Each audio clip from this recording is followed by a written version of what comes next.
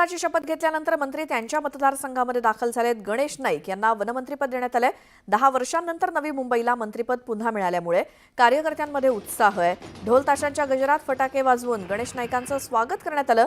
माझ्या आवडीचं वन खातं मिळालं आणि आतापर्यंत अनेक सुधारणा झाल्या असून यापुढे आणखी सुधारणा करण्याचा प्रयत्न करणार असल्याची प्रतिक्रिया गणेश नाईकांनी दिली.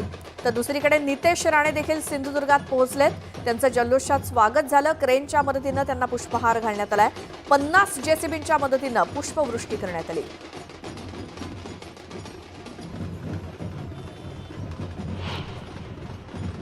आवडीचं वनमंत्री मला मिळालेलं आहे. 95 साली मी वनमंत्री होतो. त्याच्यामुळे आज मोठ्या प्रमाणामध्ये वनामध्ये सुधारणा झालेली आहे. राहिलेली काही बाकी सुधारणा ती पूर्ण करण्याचा या 5 वर्षामध्ये प्रयत्न करू. मंत्री झाल्यानंतर जसा आमदार हा राज्याचा आमदार असतो, मंत्री हा जरी त्या खात्याचे मंत्री दुसरे असले तरी सुद्धा त्या खात्यात दुसऱ्या खात्यात जर जनतेच्या अडचणी असतील त्या दूर करण्याकरता मंत्री हे माध्यम होऊ शकतं. मंत्रिपदाची शपथ घेतल्यानंतर योगेश कदम दापोली विधानसभा मतदारसंघात पोहोचले. रत्नागिरी जिल्ह्याच्या प्रवेशद्वारावरती शिवसेनेच्या वतीनं योगेश कदमांचं जंगी स्वागत करण्यात आलं.